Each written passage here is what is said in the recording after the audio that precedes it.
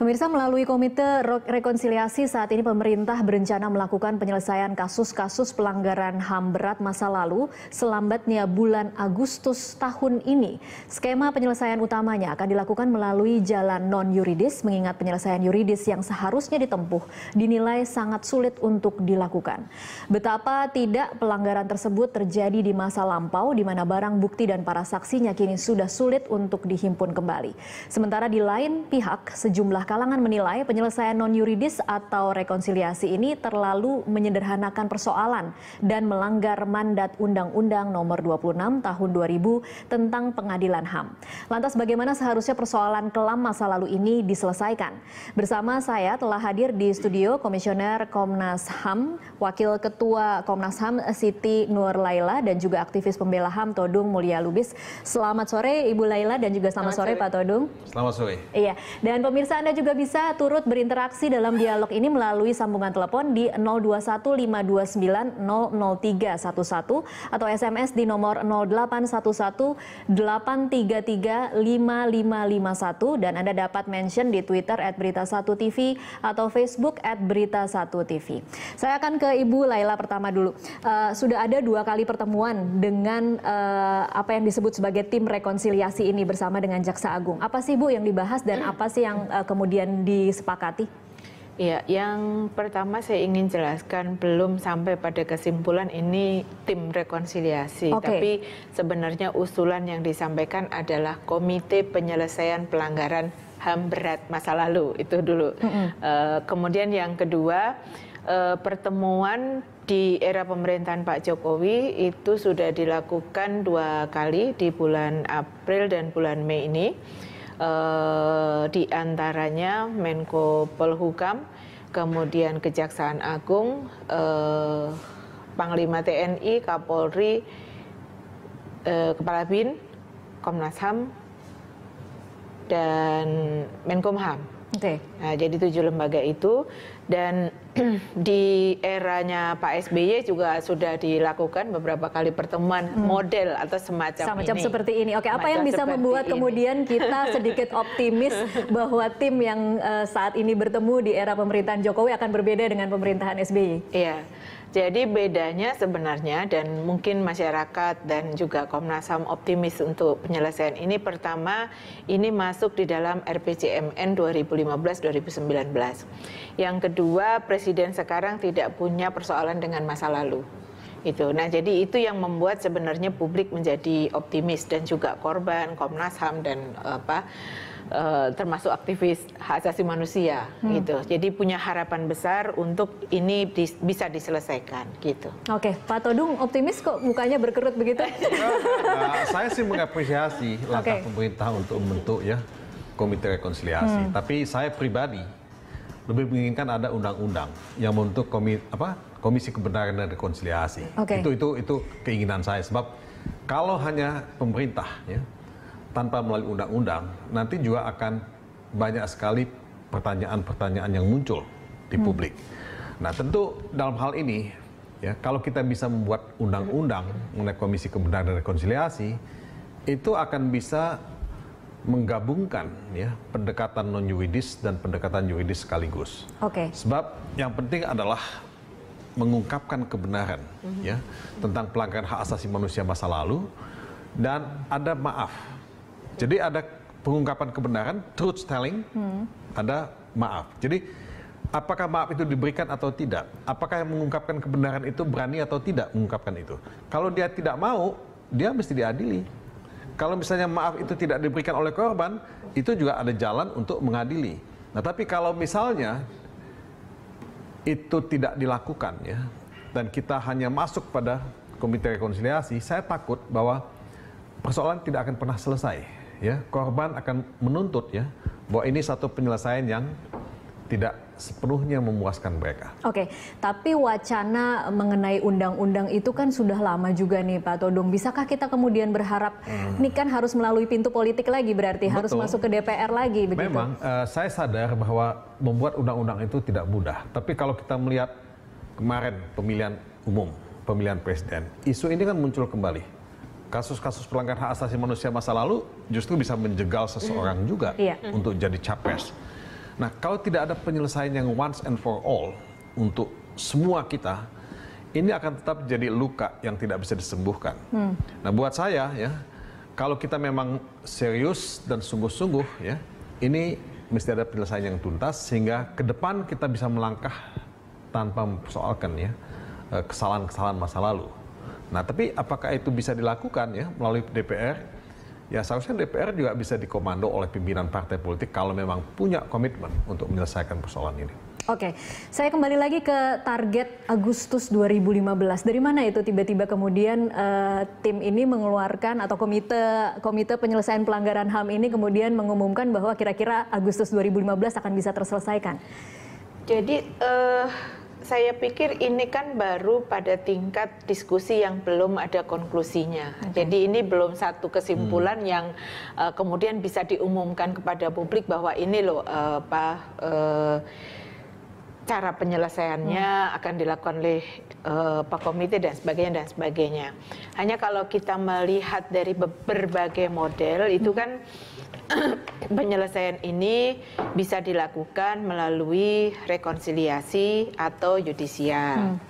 Kemudian bisa diputuskan di dalam keputusan presiden seperti yang disampaikan Bang Todung, juga ada yang diputuskan melalui undang-undang, bahkan ada yang melalui konstitusi. Jadi macam-macam. Nah, kita kan mencoba merumuskan bagaimana jalan Indonesia ini yang terbaik buat seluruh bangsa Indonesia. Nah, ini yang sesungguhnya belum bisa disimpulkan apapun juga. Ini kan baru mengumpulkan berbagai ide. Dari keinginan korban, misalnya korban juga bervariasi keinginannya. Jadi korban yang seperti kasus 65 berharap karena ini kasusnya sudah lama dan sebagainya, lebih bisa menerima kalau ini rekonsiliasi, dan yang sangat penting bagi mereka adalah rehabilitasi gitu ya. Nah, tapi bagi yang kasus-kasus 98 inginnya yudisial karena merasa bahwa buktinya cukup, kemudian pelaku masih hidup dan sebagainya. Nah, ini kan tentu juga berangkat dari keyakinan masing-masing kan gitu. Nah, kemudian bagaimana penyelesaian kasus itu sendiri bisa juga macam-macam modelnya. Bisa per kasus, jadi 7 kasus itu kemudian diperiksa, mana apakah mau seluruhnya yudisial, ataukah dari 7 ini ada yang non-yudisial, ada yang yudisial, ataukah misalnya juga apakah bisa dilakukan dengan seluruh kejahatan atau kekerasan yang dilakukan oleh negara pada periode pemerintahan tertentu. Nah, itu juga bisa. Jadi berbagai macam yang ini sesungguhnya di beberapa negara yang lain seperti ini modelnya, di ini itu yang kemudian kita coba kumpulkan mana yang paling mungkin untuk penyelesaian pelanggaran HAM berat di Indonesia ini. Gitu. Baik, kita akan lanjutkan di segmen selanjutnya. Pemirsa tetaplah bersama kami. Pemirsa, sebelum kami lanjutkan perbincangan, berikut adalah 6 kasus pelanggaran HAM berat yang rencananya akan diselesaikan oleh pemerintah. Pertama adalah kasus Talang Sari yang terjadi pada tahun 1989. Kedua, kasus Wamena Wasior yang terjadi pada tahun 2003. Kemudian kasus penghilangan orang secara paksa yang terjadi pada tahun 1997 hingga 98. Lalu ada kasus penembakan misterius di tahun 1982 hingga 85 dan G30 SPKI pada tahun 65. Dan yang terakhir ada kasus kerusuhan pada Mei 98. Satu lagi, penghilangan orang secara paksa. Itu terjadi pada tahun berapa, Ibu? 98. 98, itu tadi sudah disebutkan. Ya, oke. Baik, kalau dari pertama, mengapa kemudian 7 ini yang dipilih sebagai kasus yang akan diselesaikan terlebih dahulu? 7 kasus ini itu kan sebenarnya kasus yang penyelidikannya sudah selesai oleh Komnas HAM dan kemudian sudah diserahkan ke Kejaksaan Agung gitu. Nah, jadi mestinya kemudian dia ditingkatkan ke penyidikan. gitu. Oke, apa jawaban Jaksa Agung kemarin ketika kemudian ini kan sebenarnya mudahnya kan tinggal dibuka lagi berkasnya yang ada di Kejaksaan Agung dan kemudian dilanjutkan kasusnya. Iya, berkali berkas itu bolak-balik. Jadi saya menjadi komisioner November 2012 dan November itu juga kami menerima berkas dari Kejaksaan Agung. Sehingga pada November itu juga kami membentuk tim penyelesaian pelanggaran HAM berat di internal Komnas HAM dan kemudian menjawab bolak-balik suratnya Kejaksaan Agung. Ada dua terkait dengan hukum formil dan hukum materialnya. Oke, dan kenapa tidak dilanjutkan? Rata-rata jawabannya adalah tidak dilanjutkan itu kan nanti bisa ditanyakan ke pihak Kejaksaan Agung tentu kan. Tetapi jawaban yang diterima oleh Komnas HAM bagi Komnas HAM hukum formil misalnya penyelidikan harus dilakukan di bawah sumpah dan sebagainya, di mana 3 kasus sebelumnya itu tanpa proses itu tidak juga dipertanyakan gitu. Artinya ada standar yang tidak sama. Kenapa? Dulu kan sudah ada 3 kasus yang sudah disidangkan. Nah, itu tidak pernah dipertanyakan secara formal seperti itu dan penyelidikan yang dilakukan oleh Komnas HAM sudah selesai gitu. Jadi dan aturannya juga tidak ada kewajiban sebenarnya dalam proses penyelidikan, penyelidik harus di bawah sumpah dan sebagainya. Nah ini hal-hal yang kemudian bolak-balik yang sesungguhnya sebenarnya persoalannya bukan di situ. Persoalannya adalah pertama soal political will dari pemerintah, yang kedua soal keberanian. Karena ini memang 7 berkas ini kan barang panas lah, kira-kira begitu, yang resiko politiknya juga sangat tinggi gitu. Pak Todung, kalau dari analisa Anda sekarang ini, kalau tadi dikatakan bahwa sebenarnya kan pemerintahan yang sekarang tidak punya beban masa lalu, tapi seberapa optimistis sih kita kemudian bisa berharap bahwa ini akan selesai pada masa pemerintahan yang baru ini? Ya memang tidak ada beban masa lalu, tapi menurut saya pemerintahan kan bukan hanya Presiden Jokowi ya. Pemerintahan itu kan banyak yang lain-lain juga ya. Jadi kalau dikatakan bahwa tidak ada beban masa lalu, mungkin tidak semuanya tidak punya beban masa lalu. Mungkin Jokowinya saja tidak punya beban masa lalu begitu ya. Beban masa lalu, tapi yang lain mungkin punya masa lalu. Nah, itu yang pertama. Yang kedua, timeline sampai Agustus ya. Itu menurut saya sangat optimistis ya. Saya tidak percaya bahwa itu bisa selesai sampai Agustus. Kalau sampai Agustus kira-kira apa sih yang bisa diselesaikan, Pak Todung? Saya kan untuk mendapatkan kesimpulan ya, apa yang akan dilakukan ya, apakah mau melalui pengadilan, apakah melalui rekonsiliasi, apakah komite rekonsiliasi itu sifatnya nasional, apakah mau didesentralisasi. Misalnya begini loh, Aceh misalnya, ada DOM ya. Nah, itu mau diselesaikan dalam konteks Komisi Rekonsiliasi Nasional ya, atau per daerah, Papua misalnya. Nah ini juga pertanyaan-pertanyaan yang masih belum bisa dijawab saat ini. Sebab untuk menyelesaikan semua kasus, tadi disebut 6, ya, mungkin ada yang lain ya, yang tidak disentuh di sana. Nah ini bisa nggak? Ya, realistis nggak 6 bulan? Ya? Nah makanya saya ingin mengatakan bahwa saya memahami dan bersimpati kepada keluarga korban yang ingin ada pengadilan, ingin ada proses judisial. Tapi juga saya bersimpati kepada pihak penyelenggara negara yang memang tidak akan gampang ya untuk mendapatkan bukti-bukti yang menurut hukum bisa digunakan. Nah, contoh kasus penembakan misterius. Nah, ini udah lama terjadi. Nah, saya sih tentu senang karena saya dari dulu melawan ya penembakan misterius. Tapi saya tidak bisa membayangkan untuk mendapatkan bukti-bukti yang bisa dipakai dalam waktu yang pendek. Kecuali kalau kita memang buat timeline-nya agak panjang. Nah itu pun tidak akan menguntungkan karena timeline itu mesti dibuat pendek supaya bisa ada target yang bisa dicapai. Kalau tidak nanti bisa mundur sampai kapan, tidak manageable. Ya. Nah ini yang saya ingin katakan. Nah jadi saya kira ya dalam waktu beberapa bulan ini kita memang hanya bisa memilih. Kita mau menyelesaikan melalui Komisi Rekonsiliasi yang mana?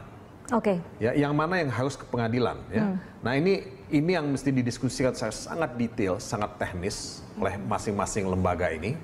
Dan tentu saya berharap korban dan pihak pegiat hak asasi manusia di luar pemerintah juga bisa didengar ya masukannya. Oke, ya. Kalau kemudian kita pilah salah satu, kemudian misalnya rekonsiliasi terlebih dahulu karena misalnya tadi disebutkan korban G30 SPKI misalnya, kemudian memilih lebih ke rekonsiliasi. Mekanismenya seperti apa sih? Saya ambil contoh begini, di Belanda baru-baru ini ada pertemuan yang menggagas apa yang disebut International People Tribunal, semacam pengadilan rakyat.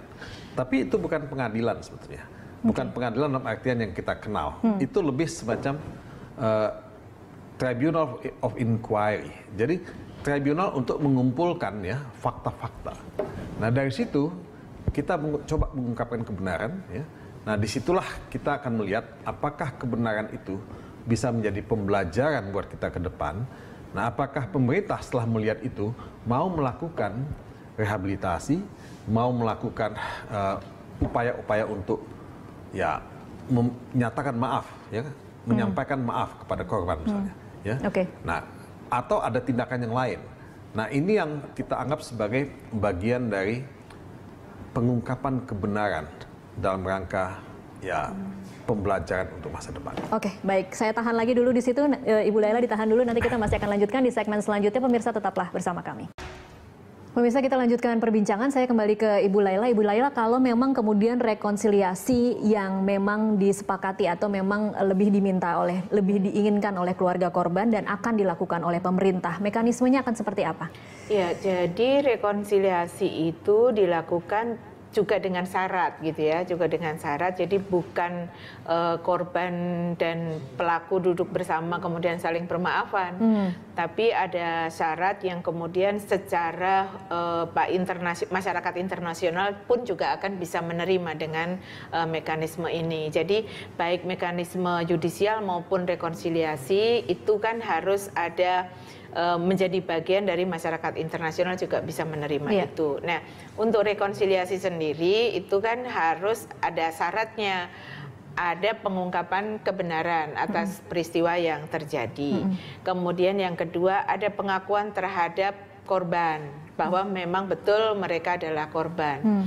Ada permohonan maaf dari kepala negara kepada korban dan keluarganya. Ada jaminan ketidakberulangan. Kemudian ada pemulihan bagi korban dan keluarganya. Jadi ini bagian dari rekonsiliasi yang harus dipersiapkan. Nah, bagaimana kemudian pengungkapan kebenaran? Tadi Bang Todung menceritakan tribunal itu yang di luar mekanisme UN ya. Nah, tapi bagaimana kemudian kalau komite penyelesaian pelanggaran HAM ini dibentuk, kemudian bagaimana pengungkapan kebenaran? Nah itu yang kemudian juga harus dibuat rule of procedure-nya untuk pengungkapan kebenaran bagaimana gitu. Jadi itu semacam persidangan lagi atau seperti apa? Ya itu nanti yang akan harus dirumuskan. Dalam kerja-kerja komite begitu. Kalau rekonsiliasi yang dipilih artinya memang secara langsung pelaku dimaafkan gitu. Pelaku kemudian tidak akan menjalani hukuman. Jadi tidak otomatis. Tidak otomatis begini, dalam arti bahwa kan harus ada pengungkapan kebenarannya dulu. Untuk pengungkapan kebenaran itu pertama data yang digunakan bisa menggunakan data yang sudah dimiliki oleh Komnas HAM dalam konteks penyelidikannya. Nah, kemudian kalau kurang maka komite juga mestinya diberi kewenangan untuk memanggil para pihak yang dianggap terkait untuk dimintai keterangan gitu. Masih ada proses seperti itu artinya. Iya. Nah, itulah yang harus dibuat aturan mainnya gitu. Jadi dibuat aturan bagaimana pengungkapan kebenaran itu harus dilakukan. Pak Todung, kalau kemudian jalur yuridis yang dipilih, beberapa waktunya sudah terjadi lebih dari 10 tahun. Kemudian kalaupun tragedi yang terbaru misalnya Mei 98 itu juga sudah terlalu lama kan sebenarnya. Bagaimana kita bisa berharap bahwa peradilan ini akan berjalan dan mengungkap kebenaran dengan sebenar-benarnya? Yang pertama harus dikatakan bahwa kalaupun kejadian itu sudah cukup lama ya, kita tidak mengenal kadaluarsa di sini. Ya. Jadi pelanggaran berat hak asasi manusia masa lalu itu tetap bisa diusut, tetap bisa diinvestigasi, tetap bisa diproses secara hukum. Kalau pelakunya sudah meninggal dunia? Nah, kalau pelakunya sudah meninggal dunia itu kan gugur ya tuntutan pidananya ya. Tapi persoalannya kan di sini ada dua perspektif. Perspektif pelanggaran hak asasi manusia yang menjadi tanggung jawab individual ya atau negara. Nah, kalau negara mungkin tidak bisa dihukum pidana, masuk penjara atau segala macam, kan tidak mungkin. Yang paling mungkin dilakukan oleh negara adalah menyampaikan pernyataan maaf kepada korban ya. Kemudian yang kedua ya melakukan rehabilitasi dan reparasi plus kompensasi. Ya. Nah, ini yang bisa dilakukan oleh negara. Nah, tapi buat korban kalau negara sendiri sudah mau menyatakan maaf ya, menyampaikan maaf, itu sudah satu medicine, satu obat, karena negara selama ini dianggap tidak pernah mau bertanggung jawab ya.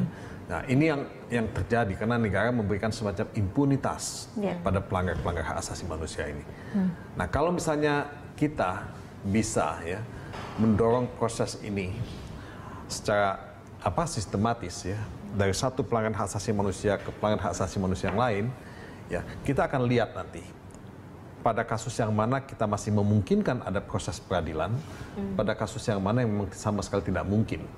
Nah, ini kita minta ada semacam bukan sekedar timeline tapi juga kesabaran. Karena tidak mudah. Kalau Anda tadi menanyakan soal proses yudisial hukum ya, itu mengumpulkan alat bukti tidak gampang. Kalau kita berpikir sempit legalistik. Karena kasus pelanggaran hak asasi manusia itu ya banyak yang didasarkan pada testimoni, ya, testimoni dari korban, dari pihak-pihak yang dekat dengan korban, atau pihak yang ikut sebagai pelaku pelanggaran hak asasi manusia juga. Karena ada yang mengaku juga, yang disebut complicity, ya dalam bahasa asasi manusia, pelaku pembantu atau ya saksi mata atau apa. Nah, ini yang saya kira juga mesti dilihat secara satu persatu, kasus demi kasus. Oke, baik. Kita break dulu. Pemirsa tetaplah bersama kami. Usai news update, kami masih akan melanjutkan perbincangan ini. Pemirsa, terima kasih Anda masih terus menyaksikan Prime Time Talk. Kita masih membahas bagaimana pemerintah saat ini sedang berencana untuk menyelesaikan kasus-kasus pelanggaran HAM yang terjadi di masa lalu. Saya sudah memiliki penelpon yang bergabung bersama kami. Saat ini ada Pak Gusman dari Riau. Selamat malam Pak Gusman. Selamat malam. Iya, silakan Pak Gusman. Halo? Iya, silakan Pak Gusman dengan komentar atau pertanyaannya. Ya. Selamat malam. Malam. Ya, kita menyesali terjadinya pelanggaran HAM berat ini.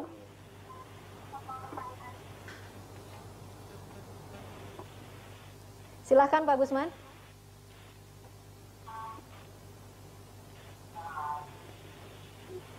Halo Pak Gusman.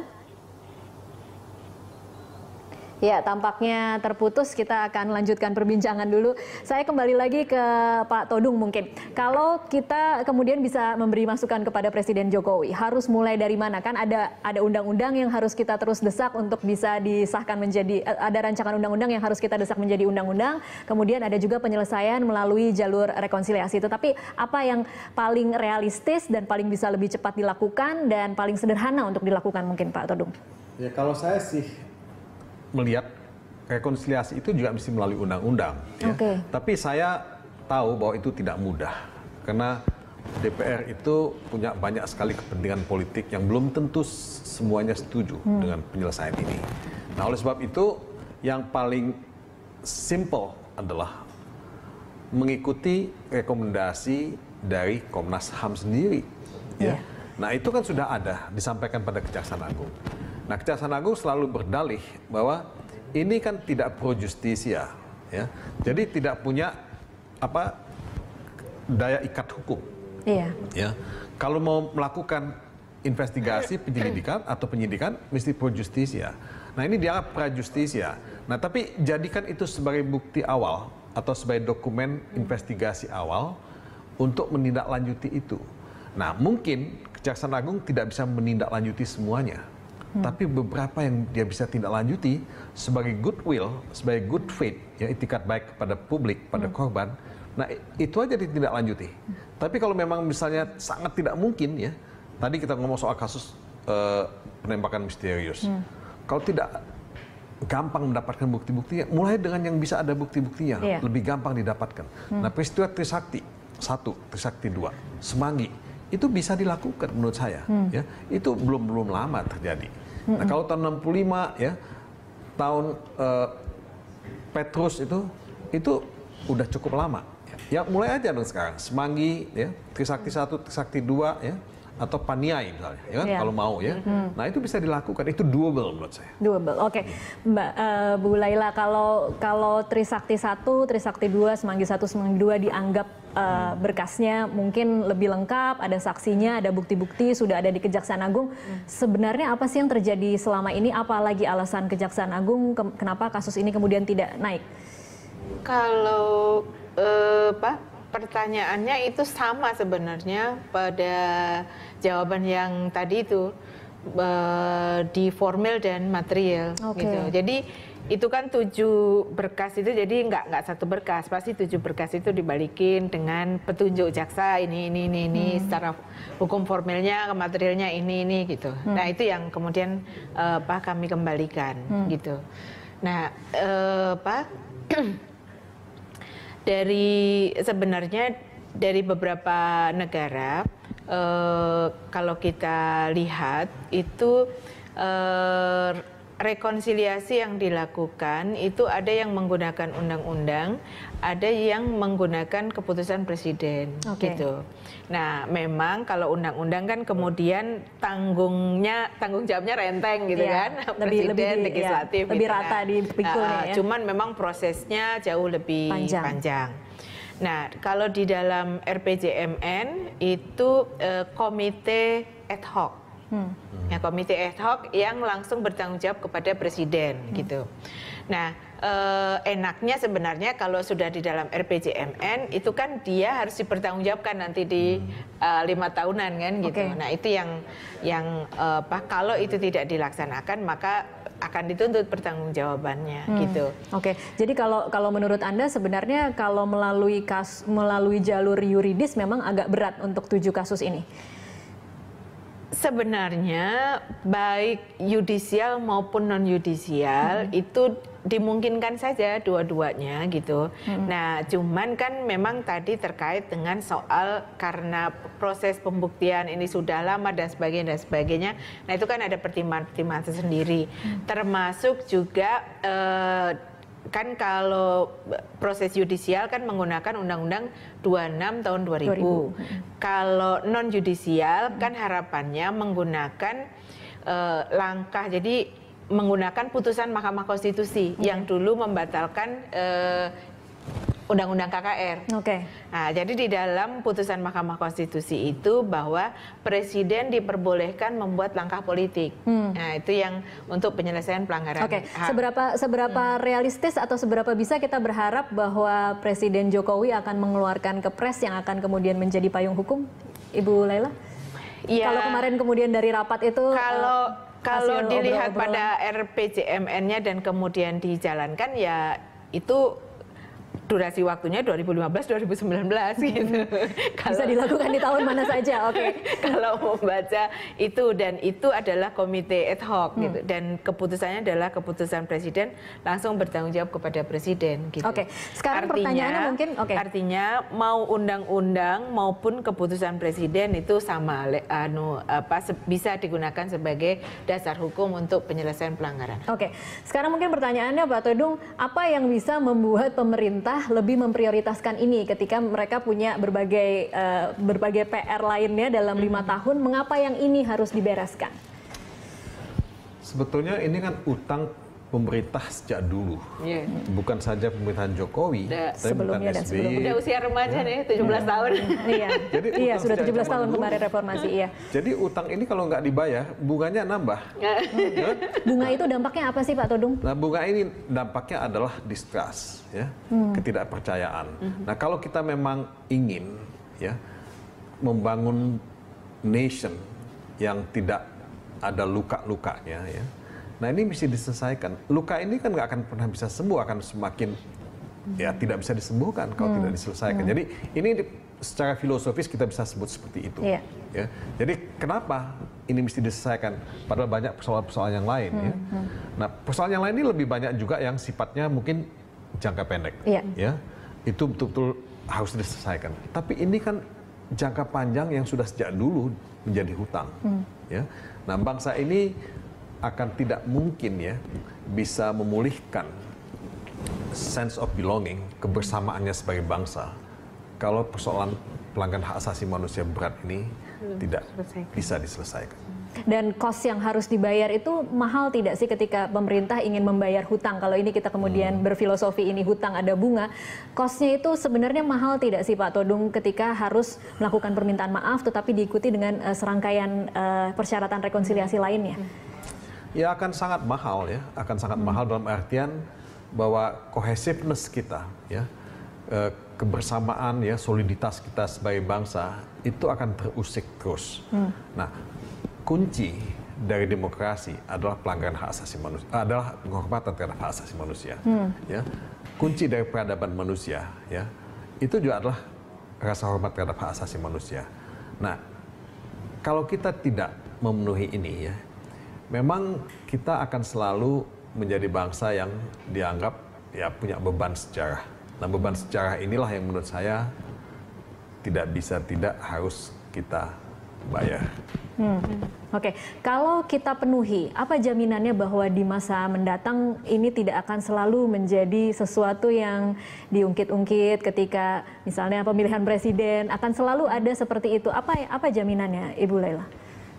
Ya jaminannya tuh nggak ada. Memang tidak ada jaminannya. Nggak ada jaminannya, tapi bahwa bagaimana penyelesaian ini betul-betul dilakukan secara komprehensif, nah itu menjadi penting dan menjadi bagian dari berikutnya kemudian tidak akan dipertanyakan lagi gitu.